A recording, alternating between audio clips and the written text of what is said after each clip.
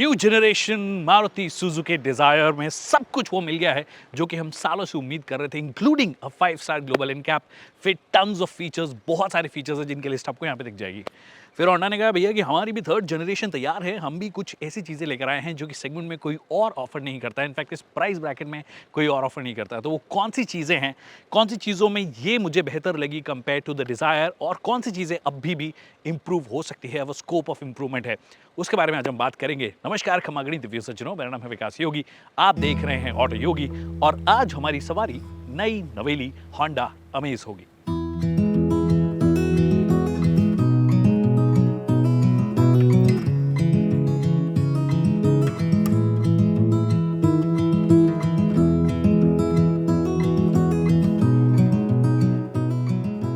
Alright, so the first things first, it's the 3rd generation model as per the company, but the platform has remained more or less the same. थोड़ा सा structurally बेहतर बनाने की कोशिश की है, बोला है कि ग्लोबल इनकैप में नहीं बट अपने इंटरनल क्रैश टेस्ट में बेहतर परफॉर्म किया है। अब वो जब ग्लोबल इनकैप का टेस्ट आ जाएगा, रेटिंग आ जाएगी, तब की बात हम तब करेंगे, बट मोटे मोटे तौर पर it's essentially the same platform. थोड़ा सा ऑफकोर्स उसके हिसाब से बनाया गया है कि आप ADAS लेवल 2 वाली जो चीज़ें हैं वो भी डाल दो, वो मॉड्यूल्स भी जो हैं, स्पेशली कैमरा मॉड्यूल जो है, यहाँ पे आपको कैमरा मॉड्यूल मिलता है। इस सिर्फ एक कैमरा मॉड्यूल जो कि इसके लेवल 2 ADAS के आसपास ले आता है, बट लेवल 2 में एक चीज़ मिस करती है, ये फ्रंट पार्किंग सेंसर्स। इन्होंने बोला कि वो एज एन एक्सेसरी लगा सकते हो, बट जब आप लेवल 2 क्लेम कर रहे हो तो I think front parking sensors should have been there, जो कि इन्होंने मिस किया है। बट जब आप दूर से इस गाड़ी को देखोगे तो समझ में आ जाएगा भैया नई जनरेशन होंडा अमेज ही है ये। कंफ्यूज भी हो सकते हो, स्पेशली पीछे से देखोगे तो, क्योंकि पीछे की तरफ से ये होंडा सिटी जो है उसकी जैसी लगती है, फ्रंट से ये एलिवेट की जैसी लगती है, और साइड से ये जो प्रीवियस जनरेशन होंडा अमेज थी उसकी जैसी लगती है। तो तीनों का मिश्रण है, ये तीनों का कॉकटेल है। बट कुछ कुछ चीज़ें जो इन्होंने इस बार अलग की है, वो सबसे पहले जो बेस वेरिएंट्स थे E और S, I think if I am not wrong, मतलब उनका वही नाम था, वो हटा दिए हैं। अब से ये आपके V वेरिएंट से शुरू होती है, फिर VX आता है और फिर ZX वेरिएंट आता है। V वेरिएंट जो है वो 7.99 लाख के आसपास शुरू होता है, ऑन रोड आते आते लगभग आपको 10 लाख रुपए का पड़ेगा। फिर मिड वेरिएंट 11 लाख का पड़ेगा और टॉप वेरिएंट 12 लाख का पड़ेगा। If you not fan of ADAS then you can go with the mid variant, क्योंकि मिड वेरिएंट जो है काफ़ी लोडेड आता है, और 15 इंच के अलॉय व्हील्स आपको उसमें भी मिलते हैं, यहाँ पे भी मिलते हैं। बट डिज़ाइन लैंग्वेज की अगर आप बात करोगे तो डिज़ाइन थोड़ी सी अलग हो जाती है। दोनों के दोनों जो टायर्स हैं उनके अंदर, ये टॉप एंड वेरिएंट है, ये थोड़े से सिटी के जैसे लगते हैं, स्पेशली जब घूमती है तो बहुत ज़्यादा सिटी की जैसे लगती है ऑन द टायर। अच्छे टायर्स हैं, MRF के ZV-TV टायर्स हैं, और बहुत अच्छी ग्रिप भी है इनकी। चलाने में कैसी है मैं आपको थोड़ी देर बाद में बताऊं। जो स्टैंडर्ड है बेस वेरिएंट से ही LED हेडलैम्प वगैरह जो चीज़ें हैं वो आपको मिलती है, LED टेल लाइट आपको मिलती है, वो सब चीज़ें मिलेंगी। बाकी अगर आप चाहो तो एक्सेसरीज जो है बहुत सारी लगवा सकते हो, एक्सेसरीज की पूरी लिस्ट में यहाँ पे मेंशन कर दूंगा। इनफैक्ट इंटरेस्टिंगली जो अगर आपको वेंटिलेटर सीट चाहिए तो वेंटिलेटर सीट कवर इन्होंने बोला है वो ये लोग देते हैं, अगर आप चाहो तो एडिशनल पैसा देकर वो ले सकते हो।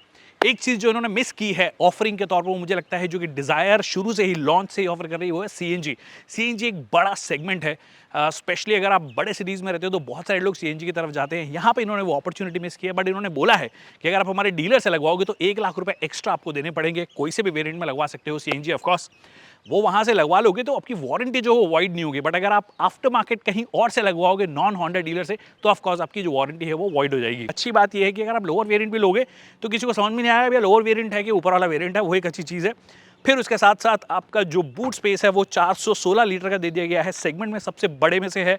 ऑलरेडी 2 कैबिन साइज बैग्स यहाँ पे पड़े हुए हैं, तो 4 कैबिन साइज बैग्स आ जाएंगे, एक छोटा बैग पड़ा हुआ है, उसके अलावा भी थोड़े बहुत बैग्स आ जाएंगे। सो टेक्निकली जब आप इसको कंपेयर करते हो किसी भी सेगमेंट में किसी भी गाड़ी से, तो सबसे ज़्यादा सामान जिसमें आप कैरी कर सकते हो एज अ फैमिली तो आप इसमें करोगे। फिर शार्क फिन एंटीना भी जो है वो भी एज स्टैंडर्ड दिया गया है, सो बाहर से एक्चुअली समझ में नहीं आएगा आपको कि अलग क्या है इसके बेस वेरिएंट में और टॉप एंड वेरिएंट में। ऑफकोर्स अलॉय व्हील्स वगैरह है, टायर साइज छोटा होगा, वो चीज़ें तो होंगी ही होंगी। तो ये कुछ चीज़ें हैं जो मुझे लगता है कि डिज़ाइन वाइज तो they have done a ट्रेमेंडस job. हाँ, ADAS के जो फीचर्स हैं वो सिर्फ आपको टॉप एंड वेरिएंट में मिलेंगे, ZX के अंदर मिलेंगे, उसके नीचे वाले में नहीं मिलेंगे। But even at that price this is the most affordable car with the ADAS जो भारत में आज बिकती है। अब कंपनी का कहना है कि ADAS जो है हमारा USP है। I am not sure if the ADAS can be the USP in this segment. What do you think कि ADAS एक ऐसे फीचर है क्या जो आपको चाहिए, या फिर जो फ्लैशी फीचर्स हैं जो भारतीयों को पसंद होते हैं, 360 डिग्री कैमरा मिल गया, चाहे छोटी ही गाड़ी हो 360 डिग्री कैमरा लोगों को पसंद आता है। फिर आपको बच्चे सुखाने वाली मशीन जो चाहिए होती है सनरूफ, वो मिल जाए तो लोगों को वो पसंद आती है। तो आई थिंक वो कई सारी चीज़ें हैं जो कि आई थिंक यहाँ पे अपॉर्चुनिटी मिस की है इन्होंने, वो यहाँ पे इनको भरपाई करनी चाहिए थी। तो ये थोड़ा सा बाहर का हाल है। अंदर देख लेते हैं कि अंदर क्या कुछ आपको दिया गया है। राइट, ऑन द इनसाइड देखिए, अगर आप अंदर आओगे तो अंदर जो चीज़ आपको अलग नज़र आएगी ऑफ कोर्स वो है डैशबोर्ड का पूरा लेआउट। बिकॉज ऑफ कोर्स आपको ये स्क्रीन जो थी वो लगानी थी, फिर ये जो अरेंजमेंट है ये अलग हो जाता है आपका, फिर ये पर्टिकुलर जो टेक्सचर दिया गया ये थोड़ा सा अलग हो जाता है। ये पार्ट जो थोड़ा सा लेदरेट जैसा लगता है, लेदरेट है यानी प्लास्टिक है, तो सब जगह हार्ड प्लास्टिक का इस्तेमाल हुआ है। इनफैक्ट जो चीज़ मैंने I think first look video में बोला था कि ये जो स्टीयरिंग व्हील है ना, एटलीस्ट इसको तो लेदरेट फिनिश दे देते, थोड़ी सी फील थोड़ा सा ऐसा प्रीमियमनेस आ जाती है। और ये टॉप एंड वेरिएंट है, टॉप एंड वेरिएंट में भी नहीं है। अब आप बोलोगे एक्सेसरी में मिलता है, देखिए एक्सेसरी में टेक्निकली सब कुछ मिलता है, इस गाड़ी को टेस्ला बना सकते हो आप, बट कंपनी क्या ऑफर कर रही है उसके बारे में बात करें, यहाँ स्टैंडर्ड क्या ऑफर कर रही है। फिर जो सीट्स हैं वो फैब्रिक सीट्स हैं। I absolutely love fabric seats to be honest, मतलब मेरे को कोई प्रॉब्लम नहीं है, गर्मी हो सर्दी हो बहुत अच्छा काम करती है फैब्रिक सीट्स। अगर आपको वेंटिलेटर सीट्स चाहिए तो एज एन एक्सेसरी आपको मिल जाएगी। मतलब वो आई थिंक कवर है जिसमें कुछ वेंटिलेशन थोड़ा सा ऑन हो जाता है। फिर एम्बियंट लाइटिंग वगैरह चाहिए तो वो भी आपके लिए एज एन एक्सेसरी अवेलेबल है। 360 डिग्री कैमरा के बारे में तो नहीं पता, बट अगर होगा तो भी एक्सेसरी की जैसे काफ़ी फिटमेंट वगैरह चीज़ें होंगी, तो आई डोंट रिकमेंड इट कि आपको चाहिए वो लेन वॉच वाला जो आपको फीचर है वो मिलता ही मिलता है। जैसे आप लेफ्ट इंडिकेटर देते हो तो लेफ्ट साइड में अगर कुछ गाड़ी वगैरह आ रही होती है तो आपको दिख जाती है क्लियरली, तो वो एक चीज़ है विच इज़ नाइस। राइट करोगे तो नहीं दिखेगा क्योंकि 360 नहीं है, सिर्फ वो लेन वॉच असिस्ट के लिए आपको अलग से कैमरा दे दिया गया है। फिर जो स्क्रीन है इटसेल्फ देखने में अच्छी है, बट रिफ्लेक्शन इतना ज़्यादा है इसमें कि आप जब कई बार इंडिकेटर भी देते हो लेफ्ट वाला, जब लेन वॉच वाला, तो आपको क्लियर विजिबिलिटी नहीं आती। और आपने अगर गलती से मैप लगा रखा है और आपको टर्न लेना है और आपने अगर इंडिकेटर दे दिया है तो आप कुछ मोमेंट के लिए, कई बार ऐसा होता है ना कि 20 मीटर पे मुड़ना है कि भैया 40 मीटर पे मुड़ना है, तो वो कई बार 20 मीटर आपका मिस हो सकता है because it's not very clearly visible in that sense. तो विजिबिलिटी इशू। फिर दूसरा वो मैप भी चला जाता है, तो वो आई थिंक ज़्यादा बेटर इंटीग्रेशन आई थिंक यहाँ पे अगर करते हैं, क्योंकि थर्ड जनरेशन मॉडल है, जब आपने इंस्ट्रूमेंट क्लस्टर पूरा नया कर दिया है तो वो स्क्रीन भी यहाँ पे कर देते जो आप ऑलरेडी अपनी गाड़ी में करते हो, सिटी में आई थिंक आता है ऑलरेडी, तो वो चीज़ कर देते। बट 8 इंच की स्क्रीन दी गई है, 7 इंच की इंस्ट्रूमेंट क्लस्टर स्क्रीन दी गई है जो कि आज स्टैंडर्ड है, बेस वेरिएंट से ही मिलती है which is nice. 6 speaker surround system है जो कि अगेन टॉप एंड वेरिएंट में आपको मिलता है। 2 सब वूफर्स है आगे की तरफ लगाए गए, ट्वीटर्स बेसिकली आपको 2 ट्वीटर्स लगाए गए हैं, 4 स्पीकर लगाए गए हैं, तो 6 स्पीकर सिस्टम है। बाकी देखिए, अगर कपड़े के नाम पे या कुछ लेदरेट फिनिश के नाम पे या सॉफ्ट फिनिश सॉफ्ट टच के नाम पर जो दिया गया है वो यहाँ पे दिया गया है, एक पतला सा कपड़ा लगाया गया है जो कि ऐसा लगता है कि थोड़ा सा आफ्टर थॉट है, थोड़ा सा बेटर उसके हिसाब से डिज़ाइन कर लिया जाता। ऑल्सो जो म्यूज़िक सिस्टम है, सराउंड स्पीकर सिस्टम बोला है, प्रीमियम इन्होंने बोला है, हालांकि ये नॉन ब्रांडेड है, कोई भी वो चीज़ नहीं आती है। एक और चीज़ जो मिस करते हैं, ऑटो डिमिंग IRVM यहाँ पे नहीं मिलता है, it's basic day night IRVM जो आपको सस्ती गाड़ियों में भी मिलता है, और ये टॉप एंड वेरिएंट है बाय द वे, जो कि 13 लाख के आसपास, 13 साढ़े 13 लाख के आसपास जाएगा। मुझे लगता है कि यहाँ पे दिया जाना चाहिए था। सनरूफ आपने नहीं दिया है, जैसे कि मैंने बोला कि सनरूफ दिया ही नहीं है, एज एन ऑप्शन भी नहीं दिया है। दिया जा सकता था उन लोगों के लिए जो जाते हैं। अब देखिए, 2 तरीके की जनता होती है, एक सोशल मीडिया जनता होती है, सोशल मीडिया जागरूक। अब सोशल मीडिया की जनता होती है वो गाड़ियाँ कम खरीदती है, जो रियल जनता है वो गाड़ियाँ ज़्यादा खरीदती है। अब जो रियल जनता है, अगर उसको सनरूफ पसंद आ रहा है तो आपको देना चाहिए, एज एन ऑप्शन देना चाहिए, चाहे टॉप एंड में दिया जाए। जैसे डिज़ायर में भी टॉप एंड में ही आता है, लोअर वेरिएंट्स में नहीं आता है, और ज़्यादातर जो लोग हैं वो मिड वेरिएंट में सनरूफ नहीं आता है, बट एक ऐसा फीचर है जो कि लोगों को अट्रैक्ट करता है, so why not offer it in that sense. फिर सेंटर आर्मरेस्ट नहीं दिया गया है। अब आप बोलोगे एक्सेसरी भी मिलता है, वैसे ही मैंने बोला कि एक्सेसरी में आप इसको BMW बना लो, टेस्ला बना लो, बात वो नहीं है। बात ये है कि आज स्टैंडर्ड मिल रहा है नहीं मिल रहा है। यहाँ पे एक अपॉर्चुनिटी थी कि आप एक सेंटर आर्मरेस्ट दे देते तो बहुत अच्छी बात हो जाती है, वो चीज़ यहाँ पे आपने मिस कर दी है। बाकी प्लास्टिक क्वालिटी की अगर आप ओवरऑल बात करोगे, it's all right. Of course dashboard specially बहुत अच्छे से फिनिश किया गया है, उसमें कहीं कोई दिक्कत नहीं है, बट कुछ चीज़ें जैसे कि दरवाज़ा जब बंद करते हो, इसमें भी है और डिज़ायर में भी है, टेक्निकली ये बंद हो जाना चाहिए, अब ये बंद नहीं हुआ है, ठीक है। ये इसको ऐसे करोगे तो ये बंद होगा, और ये सारे दरवाज़ों में है, मतलब काफ़ी हल्का वहाँ पे फील होता है ये, तो थोड़ा सा बेटर एक तो फील भी हो जाती कि वो वाली बात है, और वो फ्लिम्जी वाली जो फील है वो वाली बात भी नहीं होती है। स्पेशली अगर आप मटेरियल की बात करोगे तो इसका और डिज़ायर का बहुत ज़्यादा फ़र्क नहीं है मटेरियल्स में एक्चुअली। जब आप शीट मटेरियल की बात करते हो सकता है कि सिमिलर ग्रेड ही हो या थोड़ा बहुत फ़र्क हो, बट काफ़ी सिमिलर फील होता है।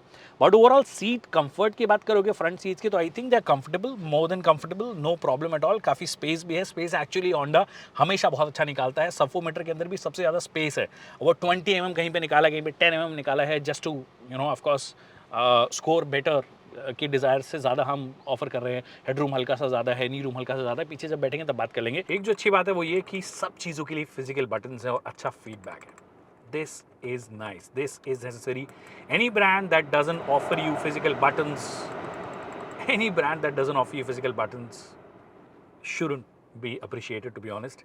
देख रहे हो ना, हर चीज़ ऑटो करना ऑटो कर लो, मैक्स कूल करना मैक्स कूल कर लो, एसी ऑन ऑफ हर चीज़ का बटन दिया है, हैजार्ड लैम्प का बटन दिया है, हर चीज़ का बटन होना चाहिए। इनफैक्ट वायरलेस चार्जर भी आप गलती से भी रख दो और आपका फ़ोन ऑलरेडी चार्ज है या गर्म हो रहा हो तो यहाँ से आप सिंपली ऑन या ऑफ कर सकते हो। मैंने ऑन किया है तो ऑन हो गई चार्जिंग, बंद करना है तो मैं सिंपली कर दूँ तो इसका भी बटन दिया गया है।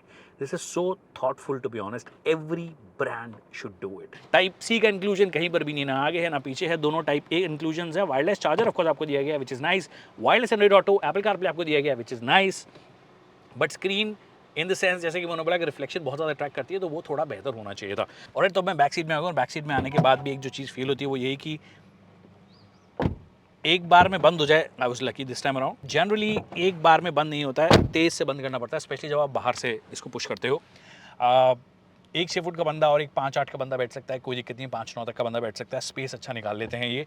बट अर्लियर एक चीज़ थी कि 5 लोग बैठ सकते थे। अभी because of this module, AC event का जो मॉड्यूल है वो थोड़ा सा आगे की तरफ आ रहा है, तो यहाँ पे बच्चा बैठे तो ही ज़्यादा बेहतर है। तो 4 अडल्ट और एक बच्चा यहाँ पे बैठ सकता है। यहाँ पे 12V पावर सॉकेट भी ऑफकोर्स आपके लिए दिया गया है। कोई टाइप सी या टाइप ए टाइप कोई चीज़ नहीं दी गई है, वो चीज़ है।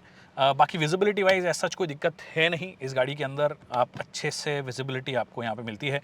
कोई भी सॉफ्ट टच मटेरियल्स आपको यहाँ पे भी नहीं मिलते हैं। सेंटर आर्मरेस्ट आपको मिलता है 2 कप होल्डर्स के साथ में। शायद पहले भी मैंने बताया था कि this should stick here, not here, यहाँ पे नहीं। एक चीज़ जो आप देखोगे, फिक्स टाइप के हेडरेस्ट दिए गए हैं, सारे के सारे फिक्स टाइप के हैं। एडजस्टेबल हेडरेस्ट आपके लिए दिया गया, 3-point सीट बेल्ट दिया गया, which is nice, 6 airbags and all that, सब चीज़ें दी गई, विच इज़ नाइस। फिर कुछ जगह पे जब आप बहुत ही माइन्यूट तरीके से देखने लगते हो तो लगता है कि यार फिनिशिंग, वो जो प्रीमियमनेस वाली अपील है ना, जो कोरियंस ने शायद लोगों की हालत ख़राब कर दी है, Hyundai और किया ने, तो वो हर जगह पे थोड़ा बहुत ध्यान रखते हैं उस चीज़ का। अब जैसे फॉर एग्जांपल ये सीट भी है, ये इसका हेडरेस्ट भी है, हेडरेस्ट के नीचे भी अगर आप देखोगे तो फिनिशिंग समहाउ थोड़ी सी बेटर मिलती है और बाकी गाड़ियों में, यहाँ पे वो चीज़ होती है। एक चीज़ अच्छी है, स्कूप्ड इन किया गया, दैट मीन्स नी रूम लंबे भी होंगे तो कोई दिक्कत नहीं होगी। और इस साइड अगर आप हो, अगर आपको कुछ रखना हो तो you can put your stuff here, that shouldn't be a problem. Phone अगर मैं 12V से लगा रखा है तो यहाँ पे आप उसको चार्ज करने के लिए रखोगे, क्योंकि यहाँ पे कोई पॉकेट नहीं दिया गया है। तो ये चीज़ें हैं। क्या बहुत ज़्यादा नई वाली फीलिंग आती है? देखिए डैशबोर्ड वगैरह थोड़ा बहुत नई फीलिंग देता है, बट वो पुरानी फैमिली वाली फीलिंग भी आती है कि भैया पुरानी अमेज जो है उससे ज़्यादा अलग भी नहीं फील होती है। The way you set, seat की कुशनिंग जो है, जो फैब्रिक यूज़ हुआ है, जो थिकनेस है, वो सारी की सारी बहुत ज़्यादा सिमिलर मुझे लगती है। ये एडजस्टेबल दे देना चाहिए था, एटलीस्ट साइड वाले के लिए दे देते तो थोड़ा थोड़ी प्रीमियमनेस। अगेन वो हल्की चीज़ें हैं जो थोड़ी प्रीमियमनेस डिमांड करते हैं, और वो यहाँ पे मेरे हिसाब से होना चाहिए। Alright ladies and gentleman, now let's talk about the performance part of it. और जो सारी कमियां पुराने जनरेशन मॉडल में थी, वैसे इसको न्यू जनरेशन मॉडल ये बोल रहे हैं, हालांकि the platform is the same essentially. थोड़ी बहुत रीइंफोर्समेंट्स इन्होंने किए हैं। ऑल्सो आप ये बोल सकते हो कि एक अपडेट है, but it's not a new generation sort of an update where in पहले हम सोचते थे कि होंडा सिटी वाला प्लेटफॉर्म ही आ जाएगा, एक नया कैरेक्टर इस गाड़ी को मिल जाएगा। That hasn't happened, it is still the same platform. तो पुरानी वाली जनरेशन के बाद क्या इसमें आओगे तो बहुत ज़्यादा डिफरेंस आपको फील होगा। देखिए पुरानी जनरेशन की पहले थोड़ी कमियों की बात कर लेते हैं। सबसे पहले अगर आप CVT चलाते थे, जो कि एक्चुअली इनका बहुत डिमांड में रहता भी है, चाहे आप सिटी ले लो, एलिवेट ले लो या फिर ये ले लो, उसमें CVT काफ़ी डिमांड में रहता है। तो CVT में क्या कुछ चेंजेस आए हैं, इन्होंने बोला है कि हमने थोड़ा बहुत गियर रेशियोज़ में चेंजेस किए हैं। वैसे मैनुअल के केस में बोला था हल्का फुल्का, इसमें भी चेंजेस किए हैं, क्योंकि इन गियर एक्सेलरेशन जो है वो थोड़ा सा बेटर हुआ है। That's what they have said. आपको हल्का फुल्का फील होता भी है कि थोड़ी सी बेटर फील होती है ये, but it's not a drastic difference that you will notice कि भाई ऐसा है। जो सबसे ज़्यादा डिफरेंस आपको फील होगा वो है NVH लेवल्स का।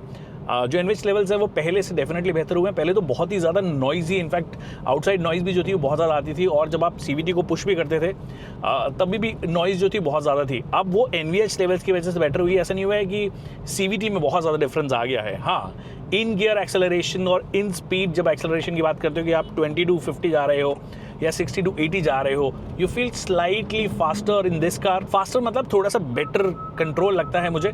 बट अभी भी जो प्रॉब्लम थी CVT की, जो रबर बैंड इफेक्ट होता है, ऐसा नहीं कि वो पूरा ख़त्म हो गया है। In fact in the case of City that is something that we see कि सिटी के केस में वो चीज़ काफ़ी ज़्यादा इम्प्रूव्ड हुई है. If that CVT has become better, noisy उसमें भी है. यहाँ पे उतना डिफरेंस तो नहीं क्रिएट कर पाए हैं ये, but of course you feel slightly better. जो पुरानी CVT चलाओगे और ये वाली CVT चलाओगे, देन यू विल फील कि हाँ वो डिफरेंस तो इन्होंने थोड़ा बहुत क्रिएट किया है फॉर श्योर. और क्या दिक्कतें थी इस गाड़ी के अंदर? इस गाड़ी के अंदर एक और दिक्कत थी कि ऐसा आउटराइट परफॉर्मेंस एज सच नहीं ऑफर करती थी प्रीवियस जनरेशन जितनी भी होंडा अमेज हुई हैं. आपका जो डीजल CVT आता था used to be killer. Of course noisy था, बट वो diesel CVT was a deadly combination. But diesel को इन्होंने पहले तो हाई थोड़ा लेट किया, फिर बाय थोड़ा जल्दी कर दिया. When the market is there, जब डीजल लोग खरीद रहे हैं अभी भी, why would you take a hit on this? और वो हिट इनकी सेल्स में भी क्लियरली नज़र आता है. तो Honda amaze diesel CVT was a fantastic option for lot of people.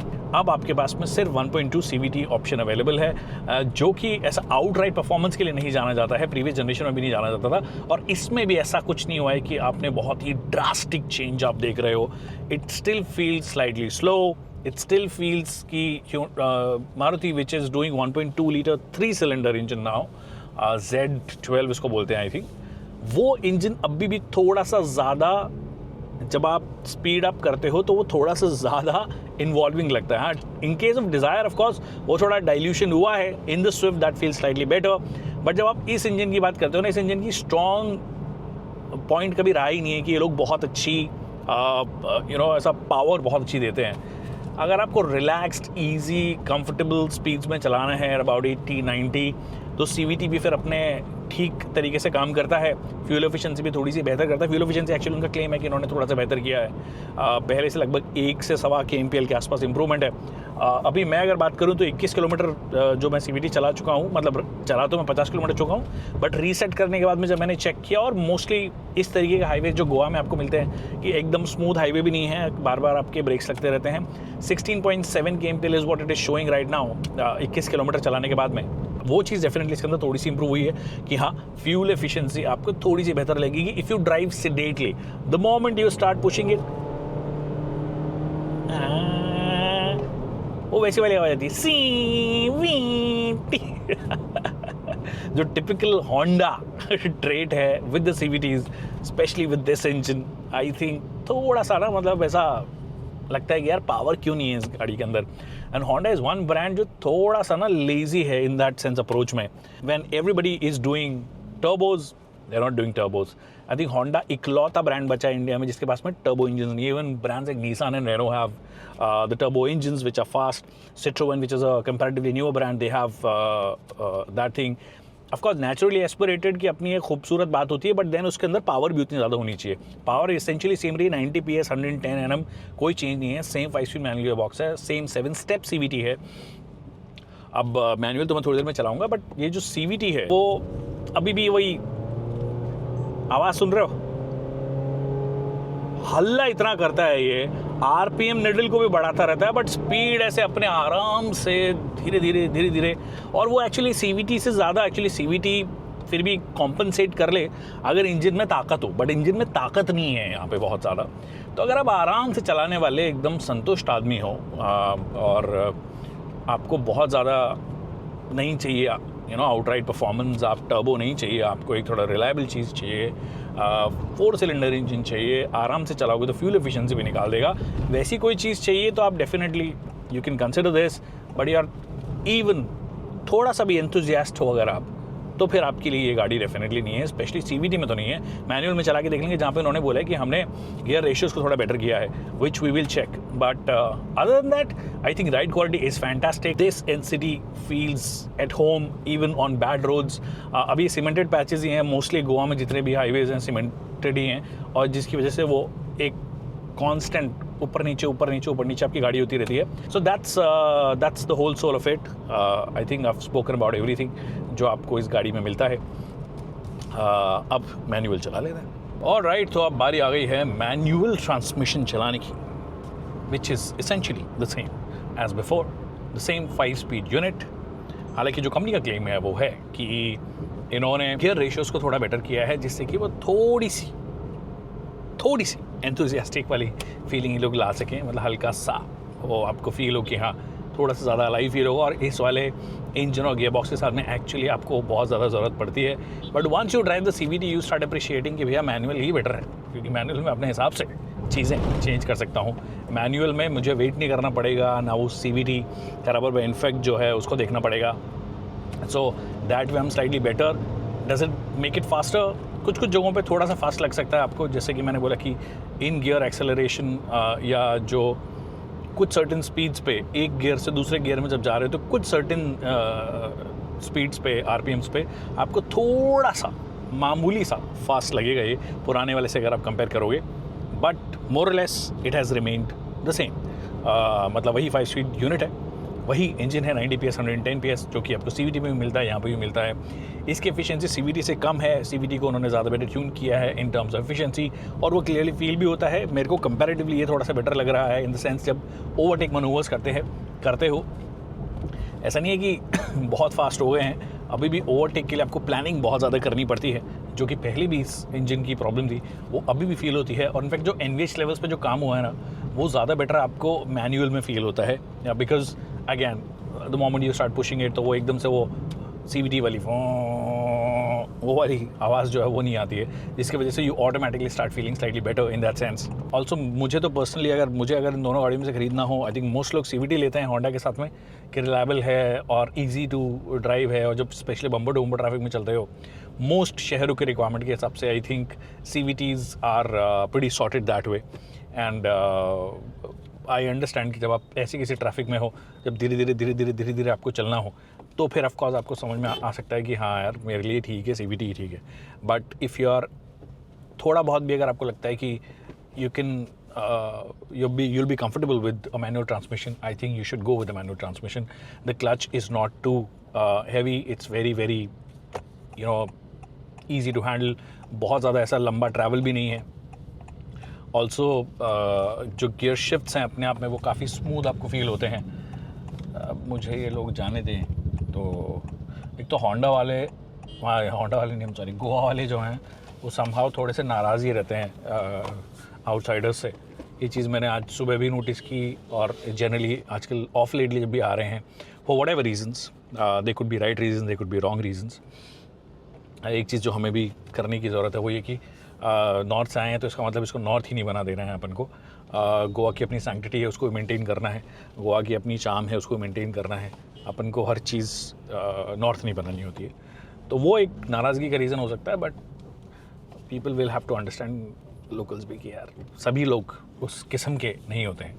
But anyway मैं पता नहीं कहाँ पे टॉपिक को ले गया, बट बात ये है कि if I need to pick one between the CVT and the manual transmission, I think I'll go with the manual transmission. I find it slightly better, slightly faster as well, in the sense कि मैं जितना push कर रहा हूँ उतना ही translate हो रहा है, वो CVT रबर बैंड इफेक्ट नहीं है।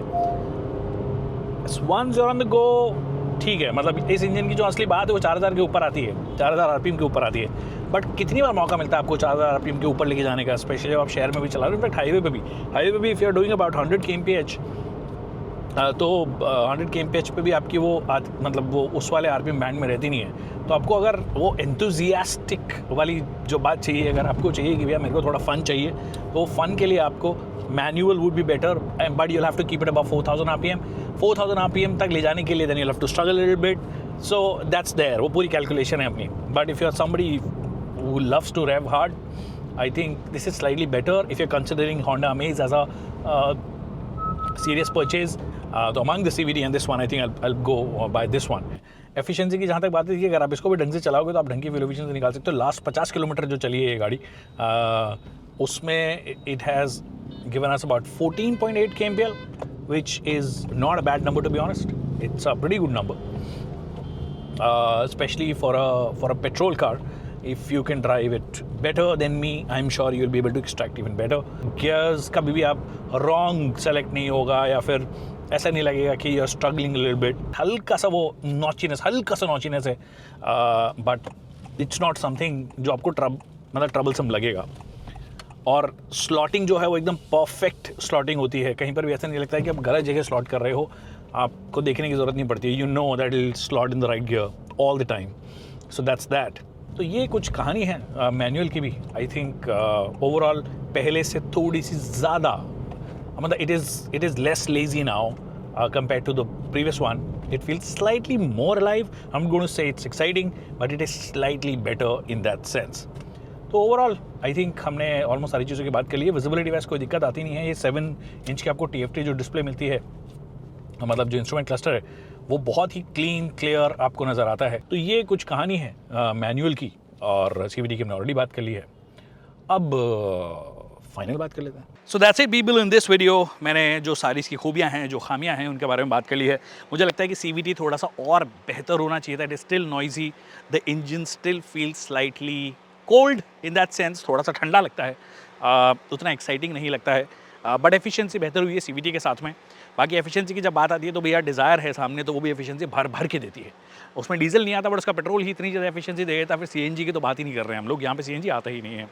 बट ओवरऑल अगर आपको प्रोडक्ट चाहिए जो बेसिक हो, नेचुरली एस्पिरेटेड इंजन के साथ में आता हो, रिलायबल हो, बहुत ज़्यादा फ्लैशी फीचर्स नहीं बट सारे नेसेसरी फीचर्स आपको ऑफर करता हो, then Honda Amaze can be your option. But I still think Dzire जो है ना, इस बार वो डिज़ायर कोशेंट जो है वो बढ़ा दिया है उसने because of the features. So what do you think, what would you choose? Would you choose the desire और दिस वन? क्योंकि डिज़ायर में जो एक बहुत बड़ी कमी थी ना सेफ्टी वाली, वो भी इस बार उन्होंने एड्रेस कर दी है। Thank you so much people for watching this video.